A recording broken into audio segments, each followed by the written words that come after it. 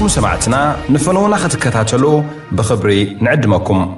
حندم سهم كرا سمعتنا لومي سولوس شوعات حاملة للتشحن عسران ويكا 30 سنة للتشحن عسر تقلتان عامة مرتيوم مدباتنا بزينا جميرنا دحر الزينا أبي إثيوبيا زلو وانا وخنتات زد هساسز أبصاب كهلونا ايوم تلفزيون تقراين تلفزيون دمت ويانن كاب ساتلايت وريدن أبصاب كهلونا ايوم قبط خاء نأتحاحزا كوفيد 19 بزملكت نمنقس نوزوغسو تأسرا لازبل أبصابون كهلونا ايوم نقول مسانا مسهم كتكتاتلونا زعدمكم من أفورك ايه زينا هنقدمنا كاب بتر سلطان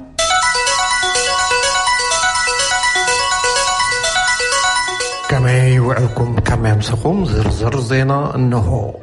بيت مهر وكالتي إثيوبيا قداماي منستر أبي أحمد أبز ترقبلو لو مسؤولس أب زكاد وأخيبا بجت كلتشان 467 بليون قرشين قوناس يقولو هندبت أب أخيبا ترخيوم بزعبه اللو كنتات تهكر مبرهي زهابو استبهلو قداما منستر أبي أحمد أبوز أهاجرات زنبرو إثيوبياويان نهزبي أوروبون إثيوبيان نمكففال زكايد وزبل وفري أقواريزم ناب هاجر آتيوم نحق على سوصويعم نصارح تناصلومون أباته نريبورترنا ملسكاتشو أمها الزراريبو زدالو ريبورتالو قبر مدن كاربايو نا إثيوبيا بيت مهر وكالت حزبي لمعن سلوس قداماي منستر أبي أحمد بهاندبت استرحبلو أبتبهال أخيبا نا كل تشحن 13 عامة مرد 466 بليون بر أصدقالله كابزي 350 بليون بر كاوشت هاجر زئكب زترفة 126 بليون بر دما كاوزعن وشتن بلغاح زركب يتباهيل الله أفقو باي بارلما أتو تاقس جعفو اتباجت بمول دمسي كم صدقة قليسام أبزهلو كنتات مبرهي زهابو قدماء منستر أبي أحمد أبوزع هاجر زركب إثيوبياويان نهزب أورومون ني إثيوبيا نايم كففال وفري مكياب تطوى بيلوم نوشت هاجر آتيوم كقال صحاتيتام أورومو أبتم زحلفو حدا 100 عامات نناس عنتو تقاليسو ناس وسيئيو دحر لومي ناي اتقالسي يدلو يزبل ابنتي بالليني لهم قدماء منستر أبي سلاماوي منجدن كويناتن أمريكا مخادن أي كالني لهم ኢትዮጵያን ማፍረስ የሚቻለው መጀመሪያ እኛን ካፈረስክ በኋላ እንጂ እኛ ተከፍተን ኢትዮጵያ መፍራስ ዝከአል መጀመሪያ ንዓና በመፍራስ እንበር ንሕና እንሃለና ኢትዮጵያ መፍራስ ዘይፍቀድ ምዃኑ ብዝግባእ ምርዳእ ይከኣል ኣይፍቀድን ንሕና እናመራሕና ንሕና ብህይወት እንሃለና ናይ ኢትዮጵያ መፍራስ ኣይንፈቅድን ዝኾነ ይኹን ሰብ ትሕቲ ኢትዮጵያ እዩ ሰላም ኣየድልን ዴሞክራሲ ኣየድልን ኩናት እዩ መፍትሒኡ ዝበሃል እንተኾይኑ ድማ حق ناي مخبار سراح كسرحيو حزز اللو بوليتيكا أبقن إذ تمسرت بوليتيكا نورمو زخفاف البوليتيكا نيتيبيا زخفاف البوليتيكا أي تكمن يوم زبالو قدماء منستر أبي أحمد أورمو حاد أيو مسكالوتي تيبياوان بحبار نيتيبيا كهانس إيوني لمبو موسا موت هاجالوهن ديساس عبوز تلعاله هوكتيخون زوارده قدعات بريبورتيخون كاب أبالات بارلمان زقارة برئيتو أين بران بزعبا قدف الداسي أبزها وصفح مبرهي أبزي أدراج بزرزر كأربو زيد اللي قداي انتهى له ون أفتم زحلفو كل التعامتات كخبر اللوز زبر وسراح مسرحو حبيرام النقبسي قداي قدف الداسي ناب حبرات من قستاتن ناب عرب ليغن وسيلا موزنبرو لومي نا إثيوبيا دبلوماسي سلال سعارة ناب حبرات أفريكا تماليش الله زخاعة عبي عوتي لام قدماء منستر أبي أحمد مرجع بزملكت أبزها ورئيتو كورونا فيروس انت زي مصنيرو مرجع ككايد كاب كلن لعلي نصوم ناي زمرحو بلصغنا بارتي دليت زلعالن دلونتن كم زنبر حبيرهم كوين ግን ኣብዚ ሕዚ እዋን 58 ዝኾነ ሃገራት ብሰንኪ ኮሮና ቫይረስ ምርጫ ከም ዘናው ሓቢሮም በቲ ሕዚ ዘሎ ኩነታት ምርጫ ንምክያት እንተኣ ተፈቲኑ ከምቲ ዝለመናዮ ድራማ ክኸውን እዩ ዴሞክራሲ ድማ ኣይመጽን ኢሎም أبزينا إلهم معنت أخيبا زعبا أبدبوب كل ستاشا حدش كللن لبدا كورونا فيروسن تلعيل الله يعني لنا قبرا دهري كنصلا هبوب سنة تباباوي حاجالو هندسا زجمرة تقاومو نامت كعتي والكسبات كالتفو كم استساقاقرة زمس النازين حبيرو بمسارة كوميشن بوليس كلل أوروميا آتو أرار سامر داسا أبسلستا متن إسران ورداتات كلل أوروميا سلاماوي سبات مدكعتين موتن كم زكات نبرت 4 سبات كم زعانوان حبيروم نعصرت حدا أخبار تساطتا وسيخو 155 سبات زاقيد مويتهم قالوا يدوم እዚ ከምዚ ኢሉ ከሎ ዝተኣስሩ ክልተ መራሕቲ እቲ ፓርቲን ካልኦትን ምስ ጠበቃታቶም ክራኸቡ ከም ዘይከኣሉ መራሒ ኦፌኮ ዶክተር መረራ ጉዲና ንቪኦኤ ገሊጾም ይብል ጽዮን ግርማ ዘዳለወቶ ሪፖርት። በኻሊእ ዜና መራሒ ተቃውሞ እስክንድር ነጋን ጋዜጠኛ ኦሮሞ ሜድያ ኔትወርክ ሸምሸዲን ጣሃን ኣብ ዝተኣሰሩሉ እዋን ድብደባ ከም ዝተፈጸሞም ፖሊስ ኣረጋጊጹለይ እዩ ኢሎም ኮሚሽነር ሰብኣዊ መሰላት ኢትዮጵያ ዶክተር ዳንኤል በቀለ እንተኾነ ፖሊስ ነቲ ክስተት መጠነኛ ኢሉ ከም ዝገለጹ ዶክተር ዳንኤል ጠቒሶም ዶክተር ዳንኤል ወሲኾም ምስ መራሒ ተቃውሞ እስክንድር ነጋ በቀለ ገርባን ጆሃር መሐመድን ከም ዝተረኸቡ ገሊጾም ኣለዉ። መራሕቲ ግብፅን ኤርትራን ሎሚ ንግሆ ኣብ ቤተ መንግስቲ ካይሮ ተራኺቦም ፕረዚደንት ኢሳያስ አፈወርቅን ፕረዚደንት ዓብዱልፈታሕ አልሲሲን ኣብ ክልተ ኣውን ዞባዊ ምዕባለታት ከም ዘተዩን እውን ኣማኻሪ ፕረዚደንት ኤርትራ ዝኾኑ ኣቶ የማነ ገብረ መስቀል ብትዊተር ኣብ ዝለኣኽዎ ጽሑፍ ሓቢሮም ብደረጃ ዞባ ዝተኸሰተ ብድሆታትን ውጥረታትን ኣብ ልዕሊ ኣብ ረብሓ ዘይወዓሉ ዕድላት ጽላሎት ከም ዘዕረፉ እውን ክልቲኦም መራሕቲ ተሰማሚዖም ይብሉ ኣቶ የማነ ድሕሪ ናይ 3 መዓልታት መገሻ ኣብ ግብፂ ፕረዚደንት ኢሳያስ አፈወርቂ ሎሚ ድሕሪ ምሳሕ ናብ ሃገሮም ከም ዝተመልሱ እቲ ዜና ይሕብር። ፕረዚደንት ኬንያ ኡሁሩ ኬንያታ ካብ ሎሚ ሰሉስ ጀሚሩ ካብን ናብን ዓበይቲ ከተማታት ናይሮቢ ሞምባሳን ማንዴራን ምንቅስቓስ ሰባትን ተሽከርከርትን ከም ዝተፈቐደ ኣፍሊጦም ኬንያታ ኣብ መግለፂኦም ሰባት ነቲ ምፍኳስ ዕድላት ምንቅስቓስ ኣትሒቶም ንኸይርዩን ንሓደገኛ ዝበልዎም ዝንባለታትን ባህርያታትን ንኸወግዱን ምዒዶም ኣለዉ። ፕረዚደንት ኬንያታ ወሲኾም ካብ ባሕቲ ናሓሰ ጀሚሩ ዓለም ለኸ በረራታት ካብ ናይሮቢ ክጅምር ምዃኑ ኣበሲሮም ኣለዉ። እንተኾነ ኣብ ኬንያ ንዝቕጽል ሓደ ወርሒ ሰዓት ሕላፍ ካብ ምሸት ሰዓት 3 ወይ 9 ክሳብ ኣጋወጋሕታ ሰዓት 10 ወይ 4 ከም ዝትግበር ኣፍሊጦም ቫይረስ ኮሮና እንደገና እንተደጊሱ ግና ኢሎም ንሶም ናብ ተዓፀው ክንምለስ ኢና ኢሎም ኣጠንቅቖም ኣለዉ። ሻድሻይን መበል 11 ክፍሊ ተምሃሮ ደቡብ ኣፍሪካ ድሕሪ 3 ኣዋርሕ ምዕፃው ኣብ ቤቶም ናብ ኣብያተ ትምህርቲ ይምለሱ ኣለዉ። ተምሃሮ ኣልኮላዊ መሕፀቢ ወይ ከዓ ሳኒታይዘር ተቐሪቡሎም ኣሎ። ወለዲ ግና ካልኦት ኣቑሑት ተምሃሮ ብቫይረስ ኮሮና ክብከል ይኽእል እዩ ዝብል ሻቕሎት ሓዲርዎም ኣሎ።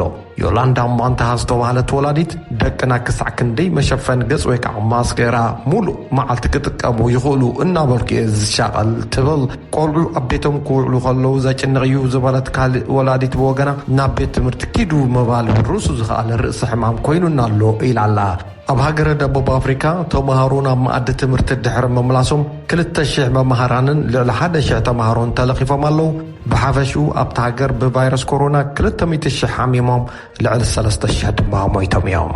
ስዑድ ዓረብ ካብ ሃገራት ማእከላይ ምብራቕ ዝበዝሐ ብቫይረስ ኮሮና ዝተለኽፉ ሰባት ዝርከቡላ ሃገር እያ። ክሳብ ሎሚ ሰሉስ ልዕሊ 213,000 ክሳብ ሎሚ ሰሉስ ልዕሊ 213,000 ሰባት ተለኺፎማ ኣስታት 2,000 ድማ ሞይቶም። እዚ ክስተት እዚ ብመሰረት መምርሒ ሓልዋ ድሕነት እቲ ሃገር ናብ ሜካ ንንግደት ይገይሹ ዝነበሩ ሙስሊማት ብኣዝዩ ትሑት በዝሒ ንክፍጸም ኣገዲድዋ ኣሎ። ምንካይ በዝሒ ጋያሹ ናብ ንግደት ግና ንቁጠባ ስዑድያ ክጎድኦ እዩ ይብሉ ተንተንቲ። ዲያል ጋብላክ ካብ ኦማን ንዝለኣኾ ሪፖርት ገብረ መድን ከቕርቦ እዩ። ኣብ ሪያድ ኤምባሲ ዩናይትድ ስቴትስ ሰራሕተኛታት ኤምባሲ ሓዊሱ ኣሜሪካውያን ዜጋታት ካብታ ለበዳ ኮሮና ቫይረስ ብናህሪ ይጋፍሐላ ዘሎ ስዑድ ዓረብ ንምውፃእ ፍሉይ በረራታት ከዋድድ ጸኒሕሎ። ስዑድ ዓረብ ለበዳ ኮቪድ-19 ምቁፅጻር ቅድም ክትብል ብርቱዕ ጽጉምታት እንተወሰደት እውን ናይ ማእኸላይ ምብራቕ ተንታኒ ቴዎድሮ ካራስኪ ግን ኣብታ 30 ሚሊዮን ህዝቢ ዘለዎ ሃገር ካልኦት መጋፍሒ ምኽንያታት ኣለዉ ይብል። In Saudi, it was more of a lockdown, but Saudi Arabia, that's large. سعود عرب تعاصيا أبت حبرت سب زلوا محبرة وركبات حيل زبالة سلزخونن أبدوبات منقص لزلون نت حمام المقص صار كبديو حدا ويكل تسبات بات فيروس انترا تلخيفهم نبكالي سدرا حوسيلهم نتقل الله بيت السبيح الفلو الفيروس بزلع على درجة يقاف حلو كابزلو كفال حبرة سب دما سدت نياتاتيهم يبل سبست السعودي أبلعلي عبيت مساجد مكان مدينة زنسرالو حدقا أبقمت بمتاو شعون يرمز عاصوه لومي أزيو سن بس زلو قعزو حجة يتفكر زلا ببعمتو أول حملة كابل علي 280 حجرات لعلي كل مليون آمن تتأناقد ናይዚ ዓመት ተጓዓዝቲ ግን 70 ሚእታዊ ነበርቲ ስዑዲ 30 ሚእታዊ ድማ ዜጋታት ስዑዲ ክኾኑ እዮም ኣብዚ ሕዚ እዋን ናብቲ ሃገር ዘይኣተወ ኣማኒ ናብ ስዑዲ ከኣቲ ኣይፍቀደሉን ኣብ ንእሽቶ ናይ እምነት ቦታ ብዙሕ ሰብ ክእከብ ነቲ ለበዳ ብስፍሓት ክዛመት ምፍቃድ እዩ ክብሉ ብርክት ዝበሉ ሰባት ስጋቶም ይገልጹ ሕጃ መብዛሕትኡ ኣብቲ ሃገር ዘለዉ ክኸውን ምግባር እቲ ሃገር ትረኽቦ ቁጠባዊ ረብሓ ዘስእና እዩ ኣብ ስሩዕ እዋን በብዓመቱ 12 ቢልዮን ዶላር ወይ 700 ሓፈሻዊ እቶት ናይቲ ሃገር ካብ ተጓዓዝቲ ትረክብ ዓለም ለኸ ትካል ገንዘብ ኣብ 2020 ኣቆፃፅራ ፈረንጂ ሓፈሻዊ ዓመታዊ ፍርያት ስዑዲ ዓረብ ብ6.8 ሚእታዊ ከም ዝንክይ ትፅቢት ይግበር ገብረ መድህን ካብዚ ካብ ዋሽንግተን ዲሲ يغنيلنا قبرة نبقى لزينا نسجر لنا بريزيدنت برازيل جاير بولسونارو بفيروس كورونا تتحيزم الله لو مسلوس بولسونارو كساو لومين فيروس كورونا ينا سوى امنيروم سبورتاوي كومانانت نكارن سلزلدني بات فيروس اي لكفن بحالا ايوم نيرو بولسونارو نسوم ريتو كوبوكالو كمزي سعال زحازن نخوين يسمع نزول ليلهم بريزيدنت هاجر برازيل اما هرتم كوفيد-19 كم زحازهم دحر مقلاسو تمرميروم سلسة استفلالي وصيتات ات فيروس كم زلهم عرقاقجهم علو يبل اسوسيتد بريس برازيل نيونايتد ستيتس صعيبة بفيروس كورونا زتتقعد كالأيتي هاجر كوين الله لعلى 1,000,000 تلخيفهم 65,000 سبه دما ميتهم برازيل بكورونا فيروس أمريكا بالسب ألبون نفارت ويكع درون إيراناو جنرال قاسم سوليماني مقنصالا قتلت يو تفتصمو إلو زغلو صبيت مخري 7 مسلات حبرات هاجرات إيران بقريئة أبلع الأمريكا زفتصمتو تكبر حنا مفداي بميسايل مخني أيكونن كبل قليسوا جنرال سوليماني أبلع الربحات أمريكا أب عراق متقعت يواددن أبلع يسقمتي موساد أقدازي كم زنبرت زحبرن جبتتات أير خبدان يبل رابورتر اتي بيت مخري أبتقام معرفون فرت بغداد استفتصم دبداب درون أمريكا نجنرال سوليماني لعلواي وتهدر أعزاز السراويت عراقن 4 كالوت بصوتن كم زقتلا يذكر عبيت مخريص أتتا حبرات هاجرات مبره الزهابت يونايتد ستيتس بوغنا نتمت قعتي زفتسمكو سلا بعلاوي مكلخال إلي كم زبالت زمتنا زينا تغيص الله أبو داتا جابان أبدست جابان دحرنا يسلسطو معلتاتو حجن جكان أستات 5 سباتكم زموتو تفاليتو بتحدقاب محرستو قد الدسيت كيوشو بحلفي مهداري بعدم زدوف وسبات بسنك زقاتو محدقا 14 عبيتي مويتو مالو محداري اتوم عبيتي كابتي او تقو زولو فلق مليو زفسس ماي عبلقلق كم زبولون تشكرتي ويك عويل تشير زتقومو أرقاويان كاملتو كم زيكا ألو نتزين حبيرو بركت زبولو كالو سبات أبي كم زاتو واي تفلتن زولو اتبرتعو حج ندلدلاتن سرقياتاتن ون أفراري سوئيو لعلم 1,000,000 جاباناويان كابت كباب نكوصو كم زتعززن 14 تهدرات تهاجر أب مدحان هيوت وفيروم كم زلو جاباناوي بعد سلطان كم زغلسو زرخمنا زينا قاليس الله زينا تفصيمو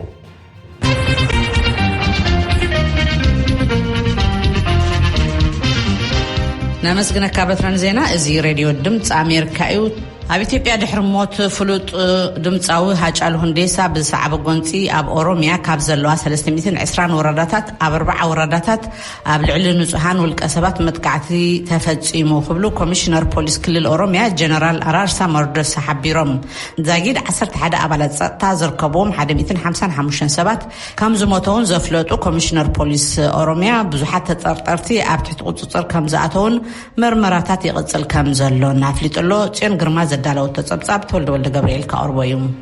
دحري موت سنة باباوي هاجالو هندسا زتلع عليه تقاومو قلتيفيو ناب مدقعتي والكسبات تغيرهم كم حابرتا نبرتن سبا سلطانن نصحان زيغاتا تطقعو من تقتلومن كمؤون نبرتهم عانيون كوميشنر بوليس أوروميا جنرال أرارسا مردوسا نVOA كم زحابرو تمدقعتي أب تخلل كابزولوا 320 ورداتات أب 4 يتفسمون أب كل الأوروميا 255 سبات كم زموتو كاباتهم متهم 11 أبالات سقطة مخانهم ونعرقاقي صلهم اتمتكعتي بأباتر بأمني بغوزمون ببومباتاتن كم استفز أماز قلت كوميشنر بوليس أب قل خباب تازتوز سنو أبالات بيرسب علامة كخونو هلو أب كالو دما هايمانتاوي بجلتات علامة كم زخونو قليسون التحاحيزو دما أب حدا خبابتات دما ዝተፈላለዩ ብሔረሰባት እዮም ዕላማ ኮይኖም ነይሮም ኢሉ ብሓፈሽኡ ግን ኢሉ እቲ ፖሊስ ኮሚሽነር ንጹሃን ሓረስቶትን ተራ ዜጋታትን እዮም ዕላማ ኮይኖምን ተቐቲሎምን በቲ መጥቃዕቲ ብዙሓት ተጠርጠርቲ ኣብ ትሕቲ ቁፅፅር ከም ዝኣተውን ነቲ ገበን ንምፅራይ መርመራታት ይቕፅል ከም ዘለውን ኣፍሊጡሎም ብኻል ወገን መራሒ ተቃዋሚ ፓርቲ ፌደራሊስት ኮንግረስ ኦሮሞ መራራ ጉዲና ኣብ ቤት ማእሰርቲ ዝርከቡ ምክትል ኣቦ መንበሩ በቀለ ገርባ ጸሓፊኡ ደጀነ ጣፋን ኣባል ፓርቶም ጃዋር መሐመድን ምስ ቤተሰቦም ከም ዝራኸቡ ሓቢሩ እንተኾነ ብጠበቃታቶም ክብፅሑ ከም ዘይተፈቀደሎም ንቪኦኤ ገሊጹሎም ዶክተር መራራ ኣብቲ ምስ ቪኦኤ ዝገበሮ ቃለ መጠይቕ መንግስቲ ነዚ ሃገር ንምርግጋእ ሃገራዊ ዕርቂ ከምፅእ ኣለዎ ክብል ሓቲቱሎም ከምኡውን ኣብ ቤት ማእሰርቲ ዝርከቡ ኣቦ መንበር ባልደራስ ዝተባህለ ፓርቲ ኣቶ እስክንድር ነጋን ካልኦት ኣባላቶምን ከምኡውን ኣቦ መንበር ሃገር ለኸ ምንቅስቃስ ኢትዮጵያውያን ዝተባህለ ፓርቲ ኣቶ ይልቃል ጌትነት ጠበቆኦም ከዘራረቦም ከም ዘይከኣለ ኣባላት መሪሕነት እቲ ፓርቲን ጠበቃታቶምን ኣፍሊጦም ኣለዉ ንኸዛረብዎም እውን ሓቲቶም ኣለዉ ብኻል ወገን ኣብዚ ኣብ ዩናይትድ ስቴትስን ኤውሮጳን ናብ ዝርከባ ገለ ከተማታት ዝርከቡ ኣባላት ማሕበረሰብ ኦሮሞ ቀተልቲ ኣርቲስት ሃጫሉ ተጻርዮም ናብ ፍርዲ ክቐርቡ ምምሕዳር ቀዳማይ ሚኒስትር ኣብይ ኣሕመድ ካብ ስልጣን ክወርድ ዝፅውዑ ሰልፍታት ይካየዱሎም ካብ መንጎቶም ኣተሓባበርቲ ሰልፍታት ንቪኦኤ ክገልጹ ከለዉ ህይወት ደቂ ሰባት ዝቐዝፉ ተግባራት ብምውጋዝ ብቪድዮ ዝመሓላለፉ ጽልኢ ዝሓዘሉ መልእኽትታት ናይቶም ውልቀ ሰባት እምበር ንህዝቢ ኦሮሞ ዝውክሉ ኣይኮኑን ኢሎም ኣለዉ ብኻልእ ዝተኣሳሰር ዜና ኮሚሽነር ኮሚሽን ሰብኣዊ መሰላት ኢትዮጵያ ዳንኤል በቀለ ተኣሲሮም ዘለዉ እስክንድር ነጋን ሪፖርተር ኦሮሞ ሚድያ ኔትወርክ ሽመስዲን ጣሃን ኣብ ዝተታሕዝሉ እዋን ማህረምቲ ከም ዝተፈጸሞም ፖሊስ ኣረጋጊጹልና ኣሎ ኢሉሎም እንተኾነ እቲ ጉድኣት ፎኩስ ምዃኑ ፖሊስ ከም ዝሓበሮ ገሊጹሎም ኮሚሽነር ዳንኤል ንቪኦኤ ክገልጽ ከሎ ኣብ ዝቐረባ ምዝተኣሰሩ እስክንድር ነጋ በቀለ ገርባ ከምኡውን ምስ ጃዋር መሐመድ ከም ዝተዘራረበ ኣፍሊጡሎ ንመስግነካ ተወልደ ቴሌቪዥን ትግራይን ቴሌቪዥን ድምፂ ወያነን ካብ ሳተላይት ወሪደን ፈነወን ተቋሪጹሎም ብዛዕባ እዚ ሙሉጌታ ጽብሃ ተወሳኺ ሓበሬታ ከካፍለና ኣብ መስመር ሒዙ ኣለኹ ሙሉጌታ ቀጽል የቀኒለይ መንያ ትማሊ ሶኒ 27 ሰነ 2012 ካብ ድሕሪ ቀትሪ ጀሚሩ ቴሌቪዥን ድምፂ ወያነን ቴሌቪዥን ትግራይን ክልቲኦም ኣብ ፈነወ ሳተላይት ከም ዝወረዱ እዩ ተፈሊጡ ዘሎ ዘዘራረብናዮም ሓለፍቲ ስራሕ ትካላት ቴሌቪዥን ትግራይን ድምፂ ወያነን ከም ዝተዛረቡ ድማ ክልቲኦም ጣብያታት ብመንግስቲ ፌደራል ትእዛዝ ካብ ሳተላይት ፈነወ ክወርዱ ተገይሩ ክብሎም ክሶም ኣቕሪቦም ዋና ዳይሬክተር ቴሌቪዥን ትግራይ ኣይተ ተሻለ በቀለ ንጣብያና ከም ተዛረቡ ትማሊ ካብ ሳተላይት ድሕሪ ቀትሪ ድሕሪ ምውራዱ ናብ ፈረንሳይ ዓዲ ዝርከብ ናይ ሳተላይት ትካል ከም ዝደወሉ ብዛዕባ እቲ ጉዳይ ድማ መብርሂ ከም ዝሓተቱ ገሊፆም እዮም ካብቲ ትካል ዝተዋህቡ ምላሽ እንትዛረቡ መንግስቲ ኢትዮጵያ ንመንግስቲ ፈረንሳይ እቲ ፈነወ ክቋረጽ ደብዳቤ ብፅሓፎ መሰረት እቲ ፈነወ ከም ዝተዓፀወን ከም ዝተቋረፀን እዮም ተዛሪቦም ኣይተተሻለ እንትዛረቡ መጠንቀቕታ ደብዳቤ ተዋሂብኩም ዝብል ብሚድያ ሰሚዕና ነርና ንትካልና ንትካል ድምፂ ወያነ ትግራይ ኮይኑ ግና እቲ ደብዳቤ ኣብ ኢድና ይበፅሕን እንታይ ክነስተኻኽል ከም ዘለና እውን ከይተፈለጠ ቀጥታ እዩ እቲ ፈነወ ክቋረጽ ተገይሩ እዚ ድማ ናይ ሓሳብ ብነፃነት ናይ ምግላፅ መሰል ዝዕፍን እዩ ብምባል እዮም ተቃዊሞሞ ኣብ ናይ ፈተነ እዋን ዝነበረ ናይ ቴሌቪዥን ትግራይ ኣካል ዝኾነ ቻናል 29 ዝተባሃለ ካልእ ጣብያ እውን ከም ዝተዓፅወ እዮም ተዛሪቦም ናይ ሓሳብ ኣፈላላይ ዘይምቕባል ካብ መንግስቲ ፌደራል ጥራሕ ዝመሓላለፍ ሓበሬታ ጥራሕ ንምትሕልላፍ ዝሰለመ እዩ ዝበሉ ኣይተተሻለ እዚ ስጉምቲ ድማ ኣብ ልዕሊ ህዝቢ ትግራይ ይፍፀም ዘሎ መጥቃዕቲ ኣካል እዩ ብምባል እዮም ኮኒኖሞ ብፍላይ ኣብ ዝሕዚ እዋን ኣብ እዋን ኮሮና ህዝቢ ሓበሬታ ክረክብ እናተገበኦ ኮይኑ ግና ቴሌቪዥን ጣብያታት ምህጣው ንህዝቢ ንዕቀትን ናብ ጉድኣት እውን ዘብፅሕ እዩ ብምባል እዮም ኣትሪዮም ዝኮነንዎ ኣይተተሻለም ናይ ድምፂ ወያነ ትግራይ ኣካየድ ስራሕ ኣይተ ኣበበ ስገደም እውን ኣብዚ ጉዳይ እዚ ሓቲቶም ነይረ ኣብዮም ካብ ብዓመዚ ብሮድካስት ኢትዮጵያ መጠንቀቕታ ከም ዝሃቦም ካብ ሚድያ ሰሚዖም እቲ መጠንቀቕታ ግና እንታይ ከስተኻኽሉ ከም ዝግብኦም እውን ብዝርዝር እንታይ ተነገረ ደብዳቤ እውን ኣብ ኢዶም ከይበፅሐ ብተወሳኺ ድማ ኣብ ከይዲ እንታይ ክግበር ከም ዘለዎ ዝርርብ ከይተካየደ እዩ እቲ ምዕፃው ተካይዱ ዘሎ ብብሮድካስት ናይ ተዓዲ ሕጊ ድማ ሓደ ትካል ከጥፍ ከሎ እንታይ እዩ ዝብል ዝርርብ ምክያድ መጠንቀቕታ እውን ተተዋሂቡ ፍቃድ ይስረቅ ካብ ሳተላይት ምውራድ ዝግበር እዚ እውን እኳን ከደም ብምባል እዮም ተዛሪቦሞ ኣይተኣበበ تستفدنا دما ناي حسب فلالاي ناي زي مقبال كله دما بمنجس فيدرال طرح زغربو حسابات لمتنقات بمحسابيو نتنت آلافات تعاجم بباديوم قليت أمو معخن بيننا وين تقبلنا رخب مخانو مرعايا سلا زخونيو بمنجستي سبقم توصيل مبال زخونا نوو ስለዚህ ኣብቲ ክልል ዝስማዕ ሚድያ የለን ማለት ድዩ ቀጻሊ መደባቶም ከእንታይ እዩ ኣብ ትግራይ ኣብ ዝሕዝዋን ናይ ሬድዮን ናይ ጋዜጣን ማዕኸናት ዜና ይርከባየን ዘን ማዕኸናት ዜና ዜን ንህዝቢ ዘብፅሓሉ መንገዲ ድሕርቲ ናይ ቴሌቭዥን ድምፂ ወያነን ቴሌቭዥን ትግራይ ንምዕፃዊ ንሳትን እናቐፀላ እየን ዝርከባ ከም ቴሌቭዥን ጣብያታት ክልቲኦም እውን ብቐፃሊ ናብ ህዝቢ ንምብፃሕ ከም ዝሰርሑ እዮም ገሊፆም ኣብዚ ሕዚ እዋን እውን ንበፅሕ ኣለና ብዝተወሰነ መልክዑ ፈተነታት ነካይድ ኣለና ክብሉ እዮም ገሊፆም ንህዝብና እውን ክንበፅሖ ኢና ሓበሬታ ከምቲ ዝነበርናዮ ክንሕልፍ ኢና ህዝብና ኣይሰነና كله أيت أبى قدوم أكيد سرح دمتوا يعني تزاري بوميم أيت تشالة أكيد سرح تلفزيون تجري بوجنام استم ساتلايت تكالات ترمحجوا على عثيرنا هنا جزء خفيرنا يمينا وعلم ذا عثنا مسرت أرشيد خفرنا كتعنا قدنا سنز قبع ندرع لنا أبى زر الربون مركبينا كلون جديد أبى نيرهم يوم بحافظ شعب كل يوم تلفزيون تعبت تدلو زيز مسر حراي يعني اللي ملقيته يعني نه نمسجنا كامل جيتا زي راديو دمت أمريكا ኣብ ግብፂ እናተጋፍሐ ዝኸይ ዘሎ ዘርጋሐ ለበዳ ኮሮና ቫይረስ ኮቪድ-19 ንምክልኻል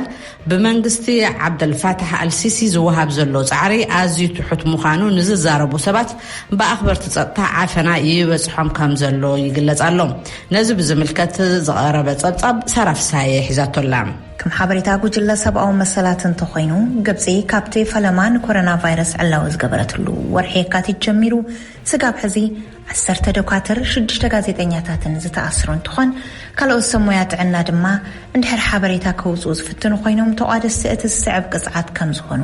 ብመራሕቶም ተዘሪብዎም እዮም። ከምኡውን ሓደ ወጻእተኛ ጋዜጠኛ ከይእሰር ብምፍራሕ ንዓዱ ዝተመልሰ እንትኾን ክልተ ካልኦት ድማ ካብ ልዕላዊት ኣመራርሓ ንምጥሓስ ስነ ምግባር ዝምልከት ዓብዪ መጠንቀቕታ በፂሕዎም ተባሂሉ። ከባቢ 100 ሚልዮን በዝሒ ህዝቢ ዘለዋ ግብፂ ናህሪ ብዘለዎም ኩነት እናተጋፍሐ ዝኸይድ ዘሎ ለበዳ ቫይረስ ኮሮና ሆስፒታላታ ልዕሊ ዓቕመን ኮይንወን እዩ። ሚኒስትሪ ጥዕና ግብፂ ከም ዝሓበሮ 76253 በቲ ቫይረስ ዝተተሓዙ እንትኾን 3343 ድማ ዝሞቱ እዮም። እዚ ድማ ኣብ ሃገራት ዓረብ እቲ ዝዓበየ ቁፅሪ ኮይኑ ይርከብ። ተቐማጣይ ካይሮ ዝኾነ ዶክተር ከም ዝበለው ኩል ግዜ ናብ ስራሕ ክወፍር ከለኹ ህይወተይን ህይወት ስድራይን ሓደጋ ኣሳጢሐ ይብል። ነቲ መዓስን ብኸመይን ከም ዝጠፍእ ዘይፍለጥ ኮቪድ-19 ዘስዕቦ ጭንቀትን በቲ ካልእ ድማ ሰበስልጣን መንግስቲ ዝወስድዎ ዘለዉ ስጉምትታት ዝፈጠረሉ ስግኣትን ትገልጽ ድማ መሳርሕተይ ተኣሲሮም እዮም። እዚ ድማ ንዓይ መልእኽቲ እዩ፣ ለውጢ ዘይብሉ ነገር እዩ ይብል። 2013 አልሲስ ሚኒስትር ምክልኻል ሃገር ኮይኖም ነቶም ብዴሞክራሲያዊ መረፃ ተመሪጾም ስልጣን ዝሓዘው ፕሬዝዳንት ነበር መሐመድ ሙርሲ ካብ ስልጣኖም ብምእላይ ስዒቡ ኣብ መላእ ሃገር ተቃውሞታት ኣስዒብሎም እዮም። አልሲስ ናብ ስልጣን ካብ ዝወፅሉ እዋን ጀሚሩ ድማ እስላማውያን ተቃወምቲ ፖለቲከኛታት ዘይ ሃይማኖታውያን አክቲቪስታትን ጋዜጠኛታትን ከምኡውን ሳዕሳዕቲ ቤሊ ከተረፉ ናብ ቤት ማእሰርቲ ዳጉኖም እዮም። ሕዚ ድማ እቲ ብናህሪ ዝጋፋሕ ዘሎ ኮቪድ-19 ኣመልኪቶም ሕፅረታት መከላኸሊ መሳርሕታት ይጋጥመና ኣሎ ኢሎም ሕቶ ናብ ዘቕረቡ ዶክተር ዘይሩላ ኣንፈቶም ነዚ ኣመልኪቶም መብርህ ንኽህቡ በዓል ስልጣን ርክብ ህዝብን መንግስትን ግብፂ ብኣሶሽየትድ ፕሬስ ዘቐረበሎም ሕቶ ብምንጻግ ንሓሶታት ጸለመ ዘቃልዑ ሓቅታት ብዝብል ርእሲ ጸብጻብ ዝሓዘ ጥራዝ ከም ዝለኣኽሉ ኣሶሽየትድ ፕሬስ ሓቢሩ። መንግስቲ አልሲስ ኣብ ምዕባይ ቁጠባ እታ ሃገር አንጻር ቴሮሪስት ዝግበር ቃልስን ዕወት ስራሕቲ ከም ዝሰርሐ ኮቪድ-19 ዝምልከት ድማ ከምቲ ጸላእቲ እዛ ሃገር ዝብልዎ ዘይኮነስ ምምሕዳሮም ንተወሳኽቲ ሕሙማን ዝኸውን ናውቲ ከም ዘዳለወ ሚሊተሪኦም እውን 4000 ዓራታት ዝሓዙ ፊልድ ሆስፒታላትን መወሸቢ ማእኸላትን ከምኡውን መሸፈኒ ኣፍ ወይ ድማ ማስክ ንዜጋታቶም ብነፃ ኣብ ዝተፈላለዩ ቦታታት ይዕድል ከም ዘሎ ዝሓበረ እዩ።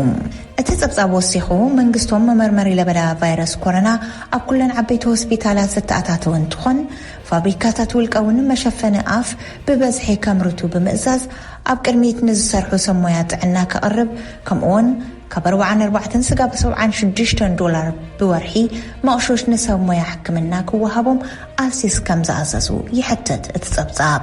ይኹን እምበር ሰብ ሞያ ጥዕና ኣብ መራኸብቲ ሓፋሽ ዝብልዎ ግን ብኣንጻሪኡ ብሰንኪ ዘለዎ ሕፅረታት መሸፈኒ ኣፍ ወይ ድማ ማስክ ዶክተር ብገንዘቦም ክገዝኡ ይግደዱ ከም ዘለው ስድራ ተሓከምቲ ፍሉይ ሓገዝ ዝህብ ዓራት ንምርካብ ከም ዝምሕፀኑን ሓኻይም ስንን ሰራሕተኛታት ፋርማስን ድማ ብዘይ እኹል ስልጠና ሕሙማት ክሕግዙ ይግደዱ ከም ዘለው ዝሕብር እዩ። ዝሓለፈ ወርሒ ማሕበር እቶም ሰብ ሞያተኛታት ናብ ህዝባዊ ባይቶ ፍትሒ ኣብ ዝለኣኾ ደብዳቤ ከም ዝሓበሮ መንግስቲ ኣብ ተኣላለያ ኮቪድ-19 ኣመልኪቶም ሓሳቦም ብምግላጾም ዝተኣሰሩ 5 ዶክተር ክፍትሑ ዝሕብር እዩ። ቀዳማይ ሚኒስትር ግብፂ ሙስጠፋ ማድባውሊ ኣብ ቴሌቪዥን ቀሪቦም ዜጋታት ናብ ሓደጋ ዘውድቖም ዘሎ ሸለልትነትን ዘይተማእዛዛይ ኣሰራርሓ ሰብ ሞያ ሕክምናን እዩ ምባሎም ስዒቡ ገለ ሰብ ሞያ ብዘይ እኹል ስልጠና ትሕቲ ግብኦም ዝኸፈል መሃያ እኹል መሳርሒ ኣብ ዘይብሉ ኩነታት ብሕሙማን ኣብ ዝተማእኸለሉ ክፍለታት ኮይኖም ህይወት ንምትራፍ ይሰርሑ ከም ዘለው ስምዒታውያን ኮይኖም ብፌስቡክ መልሲ ሂቦሞም እዮም። ወሲኾም እውን ስጋብ ሕዚ 117 ዶክተር 39 ነርስታትን 32 ሰራሕተኛታት ፋርማስን ምስ ኮቪድ-19 ተታሒዙ ከም ዝሞቱን ብኣሽሓት ድማ ከም ዝሓመሙን ይሕብር እቲ ማሕበር። እቲ ማሕበር ሰሞያ ኣብ መወዳእታ ወርሒ ሰነ ንመግለፂ ሙስጠፋ ማድባውሊ ስዒቡ ፃዕርን ልፍዓትን ሰሞያ ሕክምና ኣመልኪቱ ጋዜጣዊ መብርሂ ንምሃብ ዝፀውዖ ሓይልታት ጸጥታ መንግስቲ ቀዲሞም ብምርካብ ክቋረፅን መግለፂ ንምሃብ ተዳልዩ ዝነበረ ሓላፊ ርክባት እታ ማሕበር ንሰዓታት ዓጊቶሞ ከም ዝጸንሑ ሓደ ኣባል ቦርድ እታ ማሕበር ይዛረብ። ወኪል ሂውማን ራይትስ ዎች ኣሚር ማግዲ ከም ዝበሎ እዞም ዶክተር ዝኾነ ዓይነት ታሪክ ዓመፅ ይኹን ቅስቀሳ ይብሎምን ሞያዊ ሕቶታትን ነቕፈታታትን ብምልዓሎም እዮም ዝእሰሩ ዘለው ይብል። ንሱ ወሲኹ ካብቶም ዝተኣሰሩ 8 ዶክተርን 2 ሰራሕተኛታት ፋርማስን እንትኾኑ እቶም 2 ኣብ ቀረባ እዋን ተፈቲሖም እዮም ኢሉ። መንግስቲ ግብፂ እቲ ኩነታት ደሓን ከም ዘሎን ኣብ ትሕቲ ቁፅፅሩ ከም ዝኾነን ተተዛረበ እኳ ኣብ ባይታ ዘሎ ሓቂ ግን ብኣንጻሩ ይብል ጸብጻብ ኣሶሽየትድ ፕሬስ። እዚ ከምዚ ኢሉ እንከሎ ሓበሬታ ኣምነስቲ ኢንተርናሽናልን ጠበቓ ሕጊ ኦፕቶሞሎጂስት ሓነይ ባኽር ከም ዝበልዎ ግብፂ ኣብ ሃገራ ሕፅረት ሰብ ሞያ እናሃለዋ ሓገዝ ዶክተር ናብ ቻይናን ጣልያንን ምስዳዳ ጌጋ ከም ዝኾነ ኣብ ፌስቡክ ገጹ ድሕሪ ምንቃፍ ስዒቡ ሓይልታት ጸጥታ ካብ ገዝኡ ብምውሳድ ቴሮሪስት ብዝብል ሽፋን ኣብ ቤት ማእሰርቲ ከም ዘእተውዎ ይሕብሩ። ተወሳኺ 26 ዓመት መንእሰይ ኣልሻባን ሐሚዳ ነፍሲ ጡር 3 ወርሒ ሓዊሱ ብርከት ዝበሉ ሰባት በሰበብ ቴሮሪስት ኣብ ቤት ማእሰርቲ ተዳጒኖም ከም ዘለው ኣምነስቲ ኢንተርናሽናል ይሕብር። ብሰንኪ ለበዳ ኮሮና ቫይረስ ኩሎም ምንቅስቃሳት ብምዕፃዎም ቁጠባ እቲ ሃገር ምሽቁልቃሉ ኣልሲት ጸቕጢ ከይፈጠረሎም ኣይተርፍን ይብሉ ገለ ተንተንቲ። ብፍላይ ምስቲ ስራሕቲ ቱሪዝም ተታሒዙ ግብፂ ትረኽቦ ዝነበረት ኣታዊ ቀሊል ዘይበሃል ከም ዝኾነ እውን ይሕብሩ። ግብፂ ኣብዚ እዋን 5.2 ቢልዮን ዶላር ልቓሕ ምስ ኮቪድ-19 ስዒቡ ንዝበፅሓ ቁጠባዊ ኪሳራታት ንምትዕርራይ ከም ዘድልያ ከም ጸብጻብ IMF እዚ እቲ ብዝሓለፈ ወርሒ ዝጸደቐላ 2.77 ቢልዮን ዶላር ንቅድሚ ሓደጋ ድልውነት ዘይጸንበረ እዩ። ኣብ ዝሓለፈ ሰሙን ተወሳኺ ኪሳራታት ብምስጋእ ዝተፈላለዩ ምንቅስቓሳትን በርታታን ብምኽፋት ግብፂ ዓለም ለኸት ኮሚኒቲ ክትቕበል ጀሚራ እያ። ወላ እኳ ቁፅሪ መዓልታዊ ሞት ኮቪድ-19 ዝስዓቦ ልዕሊ 80 ይበፅሕ እንተሎ ቤት ብልዕን መስተን ኣብ ትሕቲ ቀጻልነት ዘለዎም ገደባት ኮይነን ክሰርሓን መሸፈነ ኣፍ ምግባር እውን ኣብ ሰብ ዝበዝሖ ግድን ከም ዝኾነ ይሕበር። ኣብ ሕቡራት መንግስታት ኮሚሽነር ሰብኣዊ መሰላት ጋዜጠኛታት ብምኽንያት ዘውፅእዎ ሓበሬታ ለበዳ ኮሮና ቫይረስ ኣመልኪቱ ይእሰሩ ከም ዘለው ዝሓበረ እንትኾን ግብፂ እውን መዚ ተታሒዙ ንዝኣሰረቶም 4 ጋዜጠኛታት ንቱርክን ቻይናን ስዒባ እታ ዝኸፍአት ኣሳሪት ጋዜጠኛታት ሃገር ኢልዋ እዩ። ከምኡውን ሓይልታት ጸጥታ ግብፂ ንወጻእተኛ ጋዜጠኛታት ብዙሕ ምንግልታዓት ከም ዘብፅሕሎም ይክሕበር መፅንሑ ጸብጻብ ኣሶሽየትድ ፕሬስ ይሕብር። ነመስግነክ ሳራ። ኮሮና ቫይረስ ናብ ሙሉእ ዓለም ክዝርጋሕ ድዩ ኣይኮነን ትሕቶ እንታይ ደኣ መዓስዩ ዝብል እዩ ይብሉ ኣብ ወፍረቱ ምክልኻል ዝተዋፈሩ ሰብ ሞያ። ስለዚ ርእስኩም ነቂሕኩም ሓሉ ኣይትጨነቁ ግን ከዓ ኣእዳውኩም ኩሉ ግዜ ብሳምናን ብብዙሕ ማይን ካብ ምሕፃብ ኣይትሰልክዩ እምበኣርከስ ክቡራት ተዓዘብትና ነዚ ዕለት ዝተዳለወ መደብ ነዚ ተኸታተልክሞ ይመስል ነይሩ ኣብ ኣቀራርባ ናይዚ መደብ ወይ ከዓ ካልእ ሓሳብን ርእቶን ምዝልወኩም ኣብ ኮሜንት ፀሓፉና ናብ ካልኦት ኣሕዋትና ከዓ ሼር ብምባል ኣብ ፅሑልና ሓቢርና ዕለታዊ ፍፃመታት እንዳተኸታተልና ኣብ ምስላን ብሂልን ትግርኛ ዘለና ፍልጠት ንዕቢ መልእኽትና እዩ ክሳብ መወዳእታ መደብና ሓቢርኩምና ስለ ዝፀናሕኩም ነመስገን ኣብ ናይ ፅባሕ መደብና ዳግማይ ክሳብ ንራኸብ ሰሰናዩ